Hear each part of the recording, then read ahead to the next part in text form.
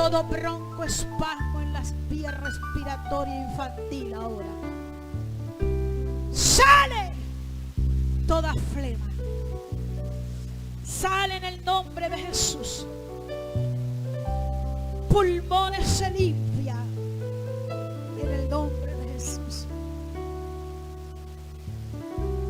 Toda endometriosis en el útero, todo endometrio engrosado ahora, todo problema en el endometrio, mándalo seca, mándalo esquiva. Cobra su tamaño normal el endometrio, Dios, por el poder de tu palabra, Señor. Gracias, Espíritu de Dios. Vamos a aplaudir al Rey, vamos a aplaudir al Rey. Lo que le sucedió a Andri, que se quedó al frente de la doctora en shock, esto fue Dios. 2 años con un quiste, que se estaba formando algo malo, porque ya le dolía media cabeza. El Señor la trajo rápido. Yo le voy a decir a Andri que no es casualidad que haya venido el evangelio. Satanás le tenía plan de muerte y Dios dijo: la agarro rápido, porque si era algo malo.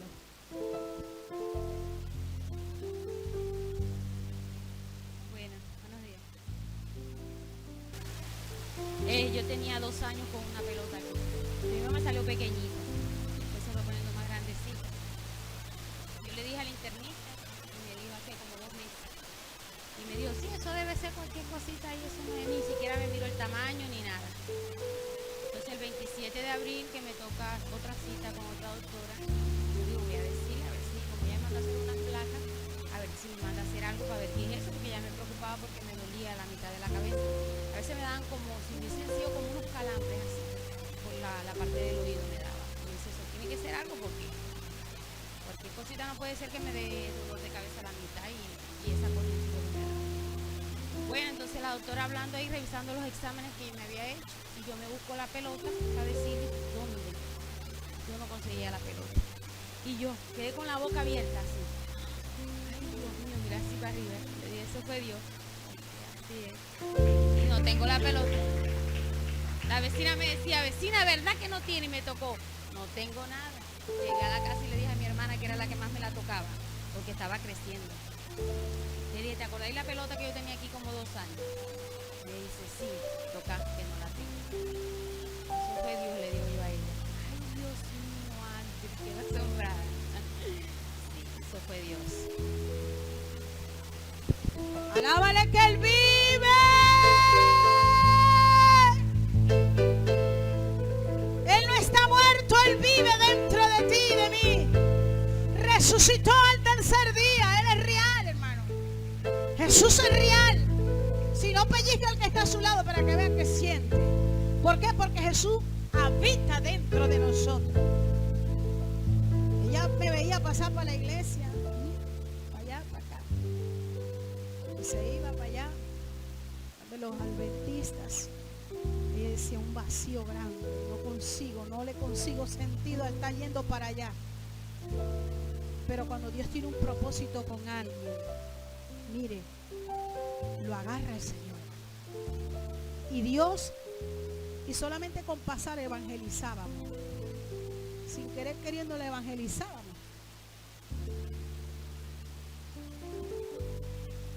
Y el Dios del cielo, el testimonio que uno da cuando uno vive. Tremendo. Y Dios, y el Señor le dijo: vete a congregar allá donde Ruth. Y si cuando ella, yo sé que cuando ella entró y aceptó a Cristo, Dios la sanó. Eso iba rumbo a algo malo. Pero Dios es amor y la abrazó. La muerte no se puede enseñorear de ella jamás. Amén. Vamos a adorar con júbilo.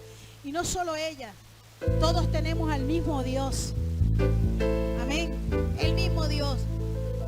Cuando yo estaba ministrando sanidad, es porque Dios se mueve en eso y yo no puedo detenerlo. usted tiene que creer al mover del Espíritu. Mire, estas oportunidades hay que aprovecharlas. Hay que aprovecharlas. Hay que aprovecharlas. Yo he visto como Dios ha puesto riñones nuevos. He visto como Dios ha sanado cáncer. Los he visto. He visto, el pastor me acompañó en actividades, en lugares, hogares que he ido, y gente ha sido sanada de cáncer. Un día estaba ministrando en una actividad en Venezuela, una escuela dominical, o fue en la noche, estaba un hombre allí con un tumor en el brazo.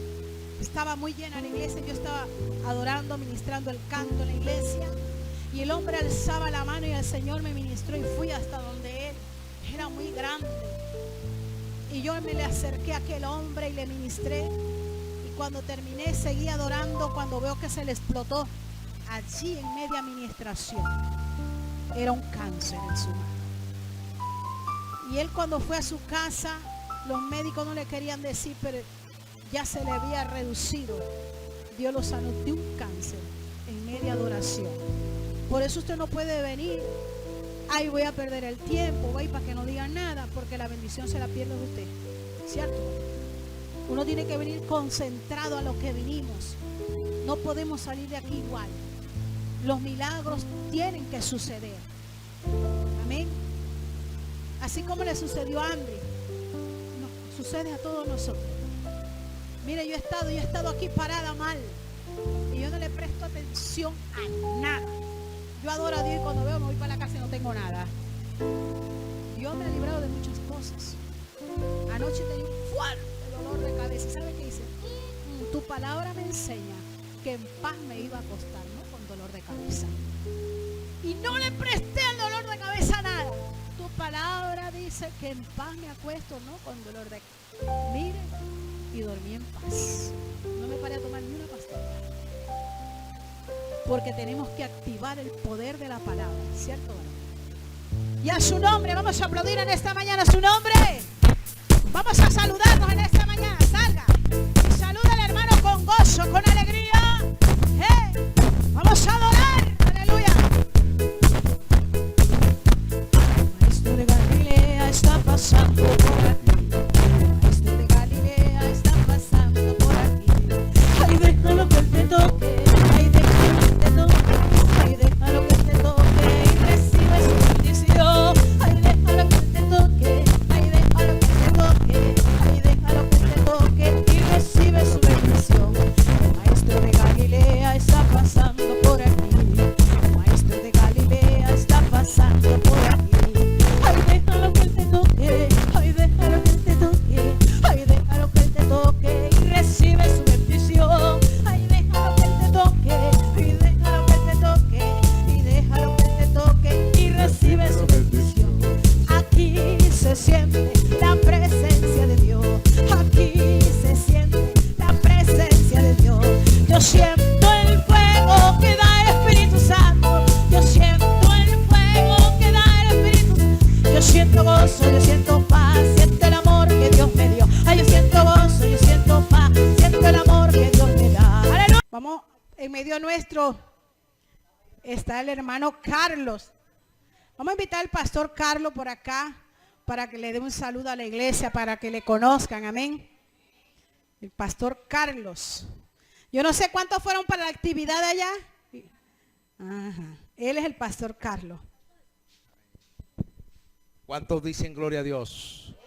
¿Cuántos dicen gloria a Dios? Y a su nombre, denle un fuerte aplauso al Cristo de la gloria, amén. Y a su nombre, aquí se adora un Dios vivo, amén. Dios no es Dios de muertos, Dios es Dios de vivo, amén. A su nombre.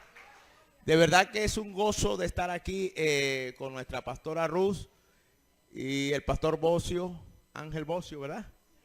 Bozo, perdón, le cambié el apellido. Allá en Barranquilla, le cuento que allá eso cuando se prende, la gente se prende en las cosas del Señor, ¿oyó? Allá la gente ¿sabe cuántas horas dura las adoraciones? Casi 1 hora, adorando y glorificando al Señor, amén. Yo sé que esta es otra cultura, pero Dios no se limita a las culturas, amén. Porque el hombre se limita a las culturas. A mí me ha dicho, pastor, pero ¿qué usted se tiene que adaptar a la cultura? Yo creo que mi Dios no se adapta a la cultura. Las culturas se tienen que adaptar a Dios. Amén. Porque es un Dios de fuego, de vivo. Mi nombre es Carlos Alberto Palencia, soy de Barranquilla. Toda mi familia estamos pastoreando ahí en el Duque, barrio Bernardo Duque, ahí diagonal a La Pajita. Estamos aquí cerca. Tenemos la escuela dominical en la tarde, por eso que me van a ver por acá muchas veces, porque me estoy llenando de Dios. Y les bendigo en el nombre de Jesús. Amén. Amada iglesia, bendiciones. Estamos invitados para la iglesia para que acompañemos al servicio. Oigo mucho ruido, vamos a ver, un poquito de silencio. Esta tarde a las 5 de la tarde estamos todos invitados, todos los que quieran ir a la iglesia. ¿Cómo se llama la iglesia, pastor? Fuego y unción del Espíritu Santo allí en el Duque. Usted sabe dónde fuimos a la campaña, ¿no? Ahí no es. Cruza. Luego que llegamos al estadio ese, cruzamos a la derecha. ¿A cuántas cuadras, pastor, está del? Amén. Bueno, vamos a abrir sus Biblias, por favor. Vamos a ¿qué hora es? Dígame la hora para no pasarme del tiempo. ¿Qué hora es? 9:40. Bueno, denos como a las 10:10 debemos estar finalizando, Dios permita, Dios 10:15. Efesios capítulo 6, verso 10 en adelante. Estamos hablando de un tema muy importante, ¿no?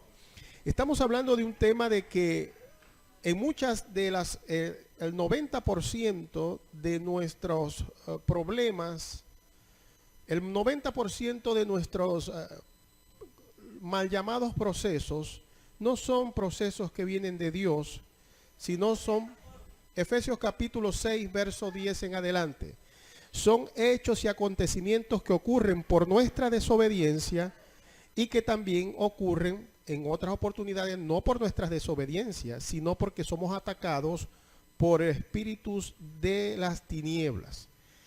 Portarse bien, escuche, portarse bien, hacer todo conforme a la palabra del Señor, no te garantiza de que el enemigo no pueda lanzar tus ataques contra ti. Porque es que la Biblia dice que nuestra lucha no es contra sangre ni carne, sino contra principados y potestades. Es decir, que estos huestes espirituales de maldad pueden atacar aún a los santos, a los que andan haciendo las cosas bien. Cuando un pastor se enferma o cuando un hermano se enferma, no podemos decir el pastor o el hermano tal está en pecado. ¿Por qué? Porque es que la Biblia dice que como estamos en esta tierra operan poderes satánicos que se encargan de destruir nuestras vidas. ¿Cuántos pueden decir amén? Y estamos hablando precisamente de que para poder enfrentar esos problemas del cotidiano, del día a día, para poder enfrentar esas luchas, dice la palabra que entonces dice que por lo demás, hermanos, Efesios capítulo 6, verso 10 dice, por lo demás, hermanos míos, diga, fortaleceos en el Señor y en el poder de sus fuerzas. Ahora es muy importante que dice, fortaleceos en el Señor y en el poder de sus fuerzas. Dice la Biblia, y hemos estudiado, que el Señor es el verbo. Jesucristo es la palabra. Entonces, hoy no tenemos al Señor en cuerpo físico, porque usted dirá, fortaleceos en el Señor. Pero el Señor nos dejó su palabra, que su palabra es el mismo Señor. Por lo tanto, diríamos y leeríamos de esto así, fortaleceos, hermanos míos, en la palabra del Señor. Miren que nos manda a fortalecer, no en las fuerzas humanas, sino que nos fortalezcamos en el conocimiento de la palabra del Señor. Y dice, y en el poder de su fuerza. Estuvimos estudiando en 1 Corintios capítulo 12 que cuando la Biblia habla del poder de su fuerza, habla de su espíritu. Amén. Porque, ¿qué es lo que le da vida al hombre? Es el espíritu. ¿Qué es lo que produce en Dios esa fuerza, esa magnificencia? Es su espíritu. Entonces el Señor nos dice que nos fortalezcamos en el Señor, es decir, en su palabra y en el poder de su espíritu. Para poder enfrentar estas artimañas de Satanás, tenemos que estar revestidos, diga, número 1, de la palabra. Y número 2, del Espíritu Santo. Dice el versículo 11, vestidos de toda la armadura de Dios para que podáis estar firmes contra las acechanzas del diablo. Esto lo dijimos claramente, el que acecha las vidas de los seres humanos no es Cristo, no es Dios, no es el Espíritu Santo, no es los ángeles, son los demonios, son los que acechan, los que no descansan, los que planifican la destrucción de los matrimonios, los que planifican la destrucción de las finanzas, los que planifican la destrucción de tu salud. ¿Sabía usted que los demonios enferman? Bueno, la Biblia está repleta de ejemplos donde Jesús reprendía al espíritu de enfermedad. Y es importante que la Biblia nos dice cómo es que nosotros podemos enfrentar a estos poderes antagónicos de las tinieblas. Versículo 12 dice, porque no tenemos lucha contra sangre y carne. Es decir, nuestra lucha no es contra personas, no es contra el esposo, no es contra los hijos, no es contra el gobierno, no es contra los vecinos. Dice, nuestra lucha no es contra nada de eso. Si nosotros tratamos de luchar discutiendo con el vecino, discutiendo con el esposo, discutiendo con la esposa, discutiendo con los hijos, pues simplemente estamos cerrando el blanco, no estamos siendo efectivos. ¿Me está entendiendo? Porque es que dice la Biblia que nuestra lucha no es contra personas, no es contra sangre y carne, sino contra principados y potestades, contra los gobernadores de las tinieblas de este siglo, contra huestes espirituales de maldad en las regiones celestes, que son los que hacen que las personas actúen de la manera que actúan. ¿Cuántos pueden decir amén? ¿Usted ha visto alguna vez al diablo? Yo no lo he visto ni lo espero ver. Dicen que tiene cacho, que tiene rabo. Yo no lo he visto ni lo quiero ver. Pero sí puedo ver las obras del diablo. ¿Cómo puedo ver las obras del diablo? Cuando la gente adultera, cuando la gente miente, cuando la gente mata, cuando la gente roba, cuando la gente hace pecados. ¿Me está entendiendo? No vemos al diablo en espíritu, pero vemos cómo se manifiesta. Recuerde que hemos estudiado que todo lo espiritual tiene una manifestación visible en el mundo real.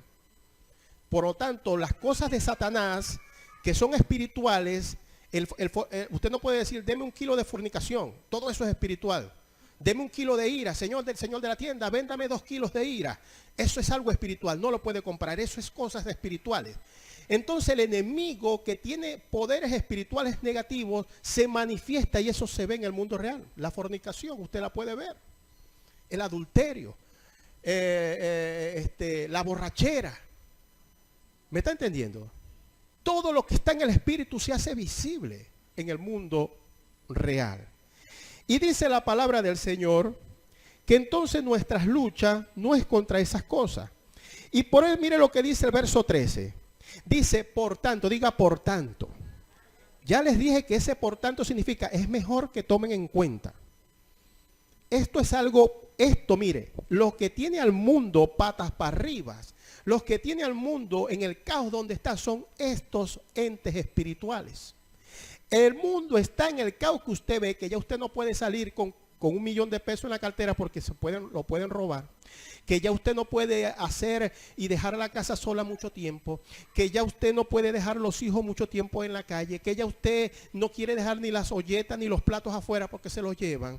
Ese caos que está en el mundo lo ocasionan detrás de las personas, lo ocasionan y lo ponen en el corazón de los hombres estas huestes espirituales de maldad. Y si el mundo supiera, mire, si los vecinos, la comunidad supiera en dónde está metido, las iglesias estuvieran full. Porque sabe que estos señores no juegan, como dicen en Venezuela, no juegan carrito. Estos huestes espirituales de maldad no juegan muñeca. Estos huestes espirituales de maldad juegan a la muerte y a la destrucción. ¿Por qué cree usted que el mundo está en destrucción y en caos como está? Porque estos señores están funcionando. Y estos señores van a atacar a toda persona. Estos señores odian la raza humana. Así que el que sea cristiano y el que no sea cristiano igual, estos señores busca la destrucción de la raza humana.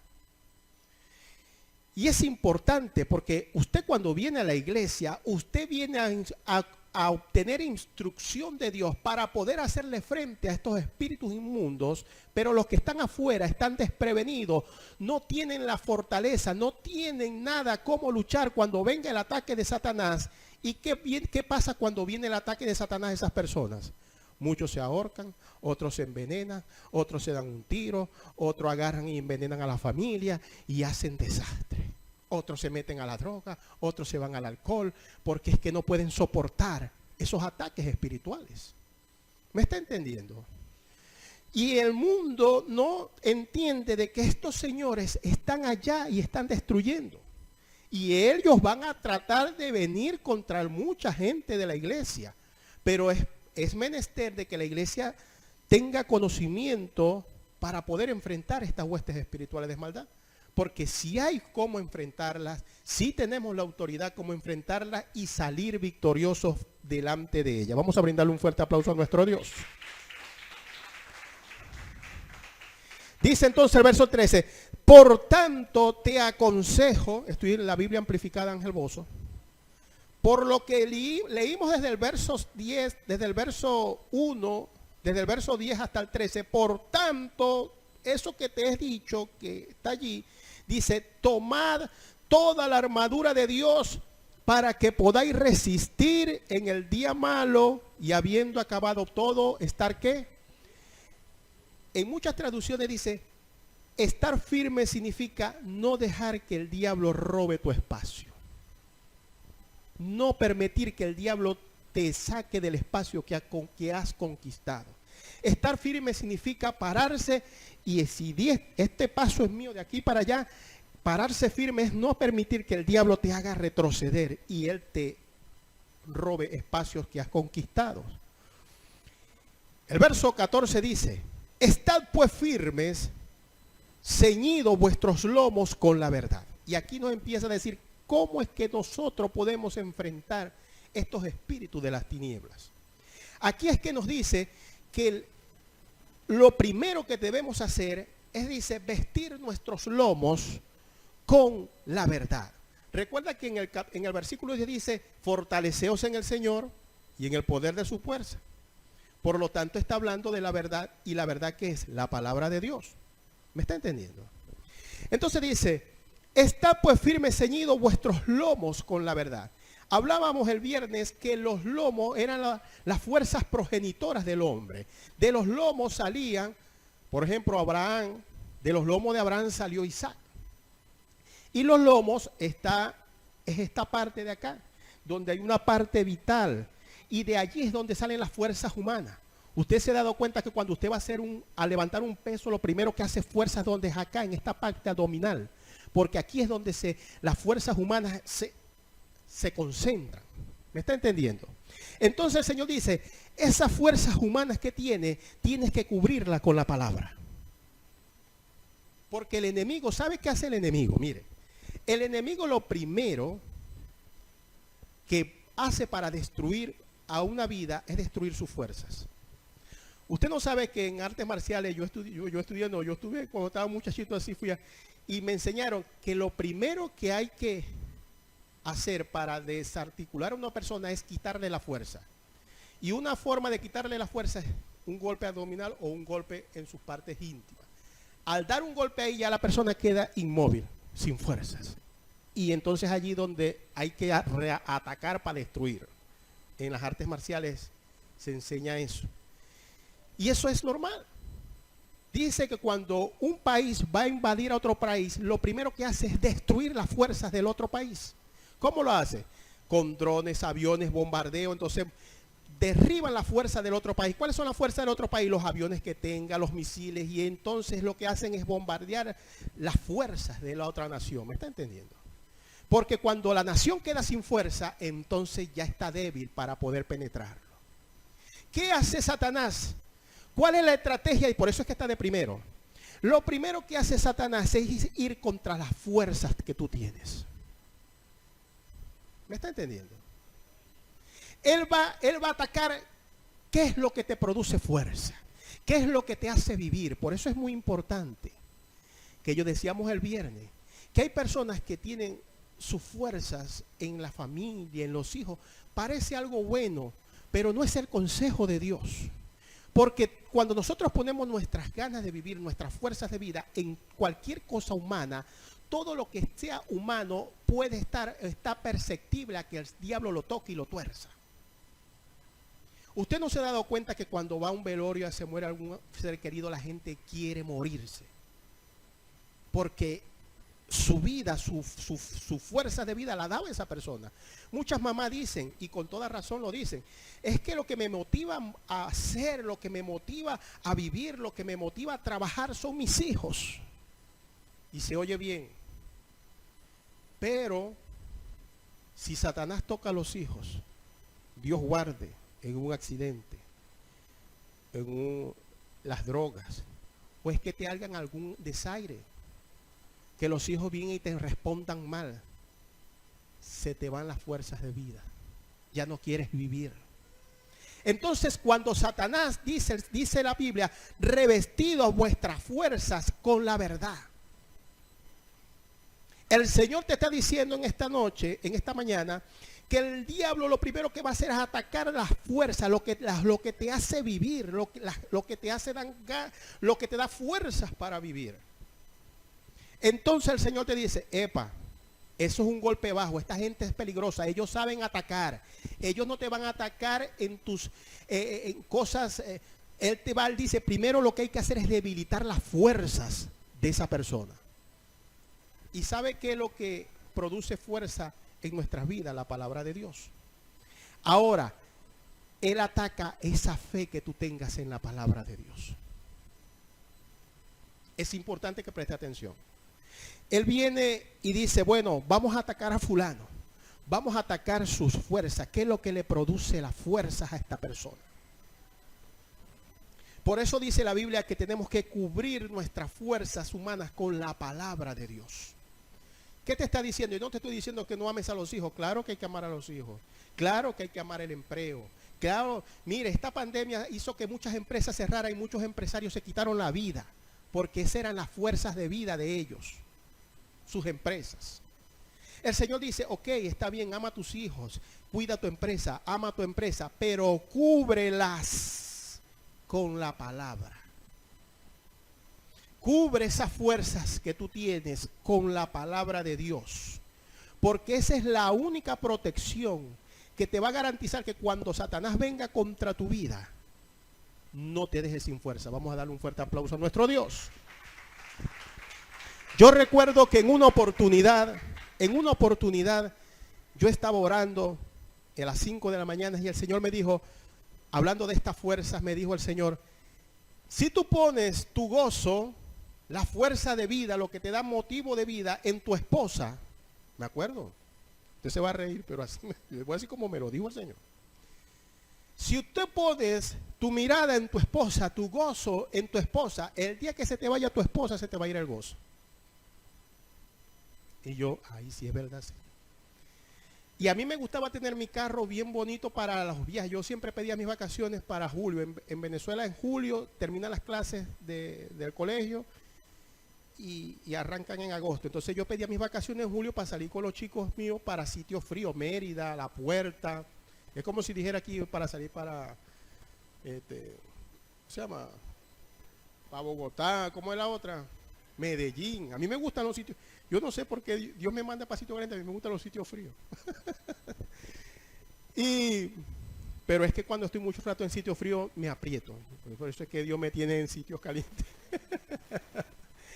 Entonces, yo tenía el carro a lo que se venía. Mire, ese carro cuando venía ya el julio, yo le venía poniendo canchos nuevos, le miraba los frenos, le mandaba a cambiar los frenos, le hacía, y ese carro que cuando yo le hiciera chum, sonara chum y estuviera listo para el viaje. Me gustaba tenerlo paradito, que no me fuera a dejar botado en la calle. Y el Señor me dice, como yo me preocupaba por el carro, que mantenerlo bien bonito, entonces el Señor también me dijo, si tú pones tu gozo en tu carro, el día que te roben el carro se te va a ir el gozo. Y yo, ¿verdad, Señor? Después me dijo, y te voy a decir algo más. Si tú pones tu esperanza y tu gozo en tus hijos, el día que tus hijos te den una mala contesta, el día que tus hijos te abandonen, se te va a ir el gozo. Y yo, sí, Señor. Y yo digo, y ahora, ¿quién podrá defenderme? Entonces, ¿en qué me voy a gozar? Y el Señor me dijo así, si pones tu gozo en mí, así como yo soy eterno, tu gozo será eterno. Vamos a brindarle un fuerte aplauso a nuestro Dios. Porque esas fuerzas son impenetrables.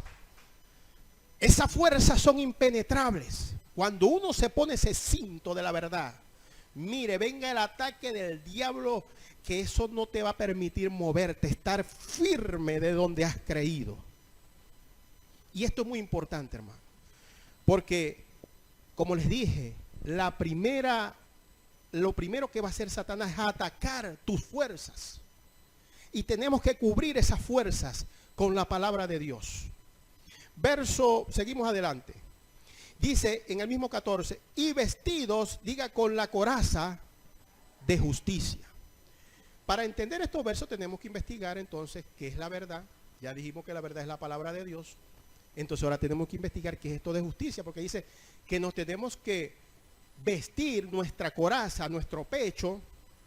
Fíjense que la palabra de Dios tiene diferentes, hay una que protege tus fuerzas y hay otra que protege tu corazón. Pero es palabra, son palabras que van dirigidas a diferentes áreas de nuestra vida espiritual. Y dice, vestidos con la coraza de justicia. La coraza era como un chaleco antibalas, en aquel caso era antiespadas, antiflechas, con la coraza de justicia. Entonces vamos a ver, entonces, para poder estar conscientes de qué nos manda vestir el Señor, vamos a Mateo capítulo 6. Mateo capítulo 6, verso 1. Verso 33, vamos primero. Y esta justicia está en toda la Biblia, por eso tenemos que investigar bien qué es lo que significa justicia, para que entendamos la palabra. Dice Mateo 6:33, dice, mas buscad primeramente ¿qué? El reino de Dios y su justicia. Allá hay una clara diferencia en lo que es reino de Dios y lo que es justicia de Dios. Las dos están en el mismo reino, pero las dos tienen su diferencia bíblica, que hay que estudiarla, porque es que él viene hablando de que los afanes de la vida, la comida, la gente se preocupa por el comer, por el beber. ¿Y con qué usted compra la comida? Diga, con plata. ¿Con qué usted compra el vestido? Dice, porque el vestido, ¿por qué te afanáis? ¿Con qué compra el vestido? Diga, con plata. Entonces este versículo es un versículo que resuelve el problema de plata, del día a día. ¿Me está entendiendo? Y el versículo, mire, por eso es que hay que entenderlo. Dice, mas busca primeramente, para resolver esos problemas de plata del día a día, te dice el Señor aquí, mas busca primeramente el reino de Dios y su justicia. Y todas estas cosas serán, ¿qué? El problema del dinero diario que necesitas para tu sustento se resuelve con ese versículo. Por lo tanto, tú tienes que ser diligente e investigar qué quiere decir ese versículo que te va a solucionar el día a día de tu comida, de tu bebida, y eso se hace con dinero. Es decir, este versículo está allí para que lo practiques y soluciones tu problema económico diario.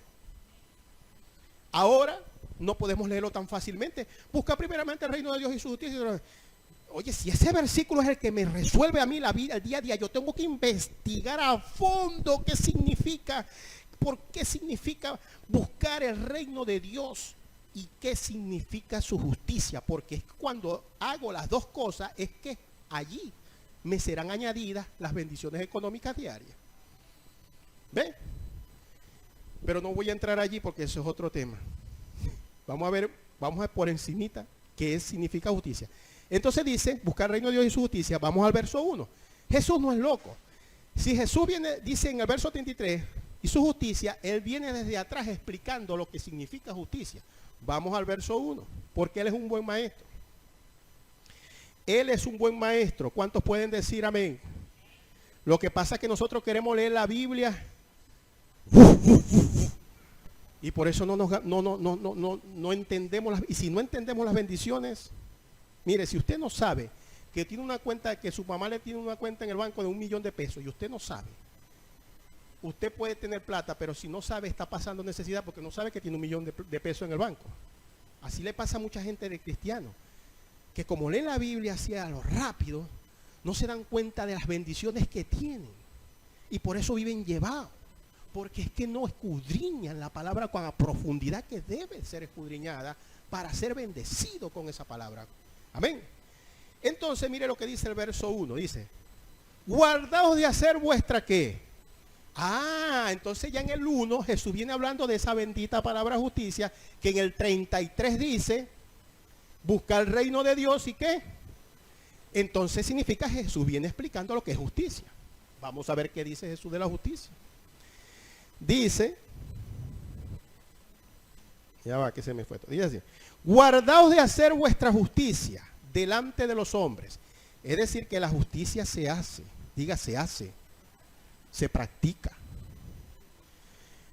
Dice, para ser visto de ellos, de otra manera no tendréis recompensa de vuestro Padre Celestial que está en los cielos. Aquí él está diciendo que la justicia trae recompensa. Y con razón él dice buscar el reino de Dios y su justicia, pues las demás serán añadidas. Es decir, si buscamos la justicia, vas a tener recompensa. Si tú haces justicia, va a venir recompensa, lo dice ahí, Jesús lo está enseñando. Eso no lo estoy enseñando yo, eso está allí. ¿Me está entendiendo? Verso 2. Entonces empieza a decir cuáles son las formas de hacer justicia. Verso dice, cuando pues des limosnas, en otras traducciones originales dice, cuando des ofrendas, entonces mire lo que es justicia. Diga, dar para Dios. Cuando pues des limosnas, no hagas tocar trompeta delante de ti como hacen los hipócritas en las sinagogas, en las calles, para ser alabados por los hombres. De cierto os digo que ya tienen porque la justicia trae recompensa. Mas cuando tú des, no sepa tu mano izquierda lo que hace tu derecha, para que tu ofrenda sea en secreto, y tu Padre que ve en lo secreto te recompensará, porque la justicia trae recompensa. Entonces, aquí la primera obra de justicia, diga, es dar. Y no voy a seguir porque la segunda obra es la oración y la tercera obra es el ayuno. Pero me voy a quedar allí porque no quiero extenderme. La primera obra de justicia que nosotros debemos practicar, diga, es el dar. Ahora bien, hay personas, fíjese, hay personas que Dios pone en esta iglesia o en cualquier iglesia, quizás nunca lleguen a ser predicadores, pero hay personas que Dios la pone en la iglesia para que sostengan la iglesia. ¿Me están entendiendo? Para que sostengan la iglesia financieramente. Dios puede haber llamado a muchos de ustedes. Dice, ok, ahorita tú no puedes ser un pastor porque estás aprendiendo. Ahorita tú no puedes ser un evangelista. Estás en el proceso de preparación. Tú ahorita no puedes hacer esto y aquello, pero tú sí puedes, con tu aporte monetario, ayudar a que la iglesia se sostenga. Diga, eso es dar. Diga, eso es justicia. Y ahora dice que la justicia tiene recompensa. ¿Me está entendiendo? Entonces, cuando usted se echa la iglesia, el peso financiero de la iglesia, dice, Señor, esta procesión, déjeme llevarla a mí también. Déjeme llevar a mí también. Y usted dice, como dijo el apóstol Pedro, no tengo ni oro ni plata, pero lo que tengo te doy. Porque el dar no es solamente un asunto de dar financieramente. Yo puedo dar aún cosas que no son financieras. Yo puedo dar, pastor, yo no tengo ahorita plata, pero yo voy a hacer unas arepas, voy a hacer unas empanadas para la obra del Señor, porque ese va a ser mi ofrenda para la obra. Usted está haciendo justicia y vendrá recompensa para su vida. Dice la palabra que Pedro dijo, fíjese bien, no tengo oro y no tengo plata, pero de la justicia que tengo, de esa te doy. Porque la justicia tiene que ver con el dar. Pedro no tenía un centavo en el bolsillo, pero tenía unción. Entonces, como tengo unción, de lo que tengo te doy, porque la justicia es dar de lo que tú tienes. Pedro no tenía plata, pero tenía unción. Y le dio la unción a ese cojo, y el cojo se levantó. Vamos a buscar, por favor, Hechos capítulo 10. Hechos capítulo 10. Hechos capítulo 10, verso 34.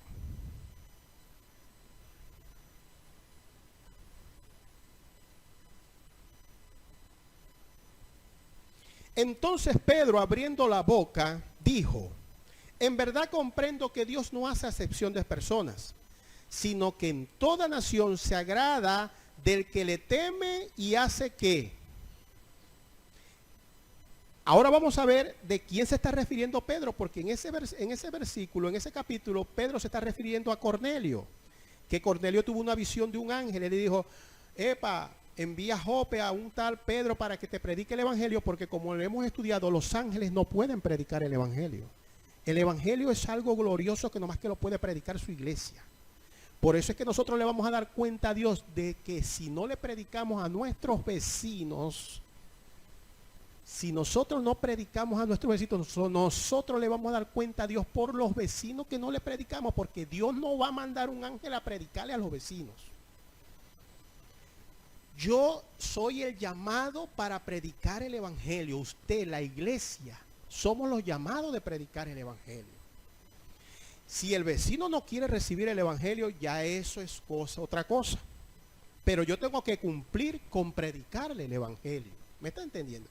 Porque Dios no va a mandar un perro, un gato, un sapito, un espíritu, un ángel para predicar el evangelio. No, no, no. La Biblia dice que a Cornelio se le presentó un ángel, pero el ángel no le pudo predicar el evangelio. Le dijo: manda a buscar a Pedrito que está allá en Jope para que te predique el evangelio. Y cuando Pedro llegó, es por eso que Pedro dice esas palabras. Pedro dice que entonces, dice que sino que de toda nación se agrada del que teme y hace justicia. Ahora vamos a ver qué hacía este Cornelio, que Pedro dice que hace justicia. Vamos a los primeros versículos. Al versículo 1.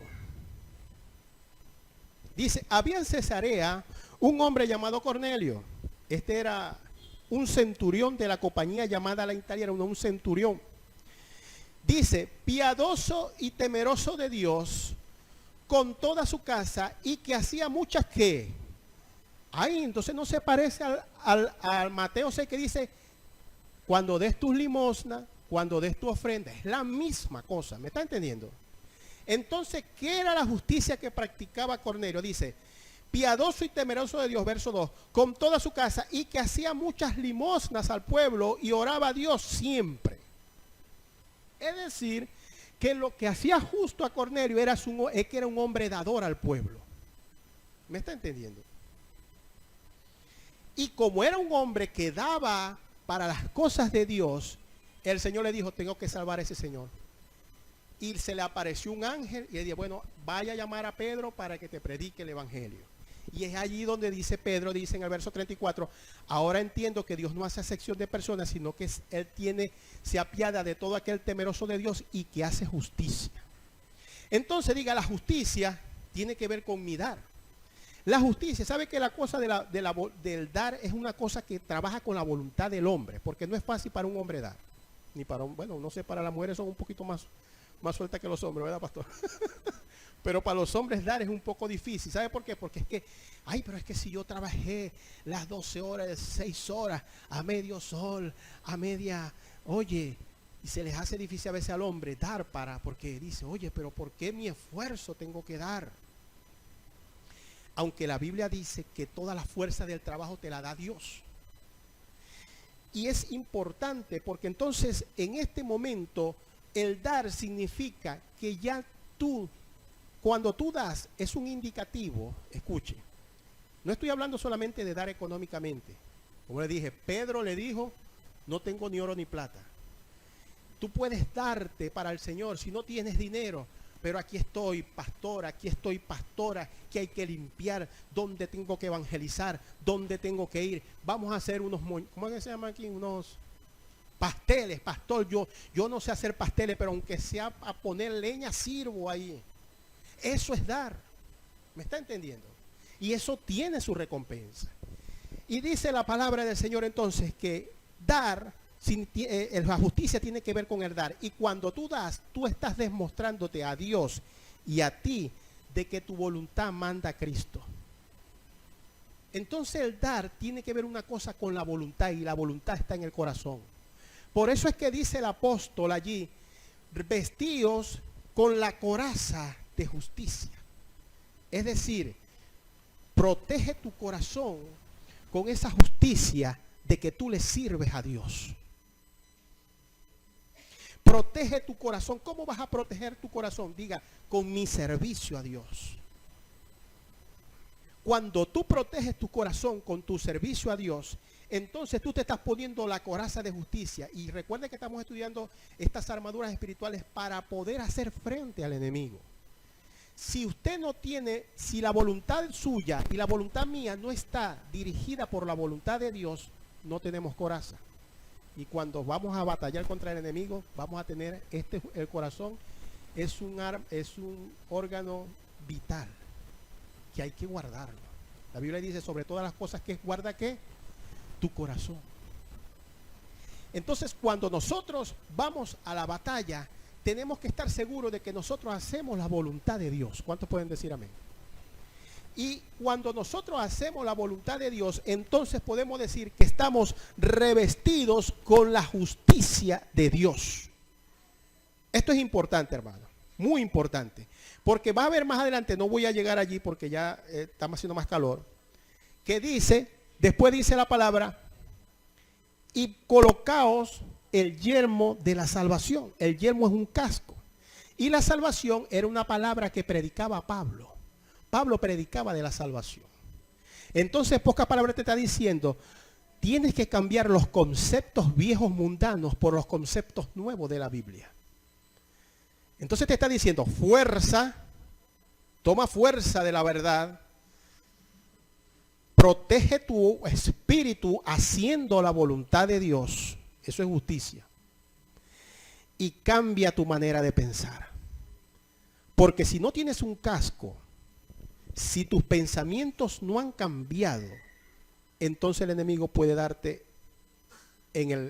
un tiro de gracia. Porque usted cree que los soldados siempre van con sus cascos, porque ellos saben que si están en la batalla de guerra, si van sin casco van desprotegidos y el enemigo los puede destruir. Para finalizar, quiero decirles, hermano, en esta parte, porque vamos a seguir, la Biblia allí habla más de otras armaduras. Dice el escudo de la fe, dice el calzado del Evangelio de Jesucristo. Es decir, habla de algunos elementos importantes que tenemos que nosotros tener en cuenta para que nosotros podamos enfrentar esas artimañas del enemigo. Porque cuando nosotros nos vamos, la gente, mire, hay una mala interpretación de lo que se llama guerra espiritual. ¿Qué dice la gente que es guerra espiritual? ¡Fuera! ¡Fuera! ¡Fuera! Y aquel grita era ¡ah! ¡Ah! ¡Fuera! Eso no es guerra espiritual. Guerra espiritual es esto que enseña Pablo. Para poderle hacer frente a las huestes de las tinieblas, tienes que vestirte por todas partes con la palabra de Dios. Y como le dije, hay una palabra para la parte de tu espíritu. Y escuche, el Señor dijo esta mañana y me dijo a mí en oración, lo que estamos predicando aquí es el Evangelio. Y diga, ¿y el Evangelio qué es? Es poder de Dios. Fíjese que se están ocurriendo milagros sin ni siquiera orar, ni siquiera poner la palabra, ni siquiera poner una mano encima, sino simplemente con predicar ¿qué? Poder. Y vamos a buscar y finalizamos con esto. Vamos a buscar, por favor, Hechos. Hechos capítulo 14. Hechos capítulo 14. Y sé que Dios va a poner riñones nuevos pero hay que creer. Diga, hay que creer. Verso 7, dice así. Y allí se pusieron a predicar, vamos a buscar el verso 6, dice, dándose ellos cuentas, huyeron a las ciudades de Licaonia, a Listra y Derbe, y toda la región circunvecina, dice, y allí se pusieron a predicar, ¿qué? Y el verso 8 dice, y había en Listra 5 hombres, cierto hombre sentado, imposibilitado de los pies, cojo de nacimiento, que jamás había, ¿qué? Andado. Cuando éste oyó hablar a Pablo, ¿y qué estaba predicando Pablo? El evangelio, el cual fijando en él sus ojos, viendo que tenía fe para ser sanado, le dijo a gran voz, levántate derecho sobre tus pies, y le dio un salto, y él dio un salto y se puso a caminar. Cuando nosotros predicamos el evangelio, estamos predicando poder. La Biblia dice, no me avergüenzo del evangelio, porque el evangelio es ¿qué? Poder. Entonces la Biblia dice que el Señor demostraba, os confirmaba su palabra con prodigios y señales. Por lo tanto, cuando nosotros predicamos una palabra de poder y las personas lo creen, y no puede haber otra cosa que sino milagros. Nosotros no oramos por la hermana, pero el Señor me dijo que mientras ella oía la palabra la sanó. Vamos a brindarle un fuerte aplauso a nuestro Dios. La palabra tiene poder. Por eso usted tiene que estar pendiente de una palabra de poder. Y la Biblia dice que la única palabra que tiene poder es el evangelio. ¿Me está entendiendo? Usted no se le ocurra, no vaya usted por ninguna circunstancia a salirse del evangelio. No, que me voy para el solo Jesús, que me voy ¿para dónde? Me voy para el testigo de Jehová, porque se le van los milagros, hermano. Aquí Dios ha dado demostración de poder solamente con predicar su palabra. No por ningún motivo, porque el diablo anda afuera buscando, tratando de desarticular y de engañar, dice la Biblia, si es posible, a los cristianos. Otra persona, la Biblia dice, uno que les venga a hablar otro evangelio, que no es este, donde habéis visto la gloria de Dios, dice, tenlo por anatema, sácalo, no lo recibas. Porque el diablo te va a buscar sacar de este evangelio que te está bendiciendo para llevarte a la esclavitud y para llevarte otra vez a la enfermedad y para llevarte otra vez al fracaso. Por eso es importante y por eso es que Dios está mostrando con prodigios y milagros que la palabra que se está predicando en este lugar es una palabra de poder. Es el evangelio de Jesucristo. Vamos a brindarle un fuerte aplauso a nuestro Dios y nuestra pastora. Bendiciones.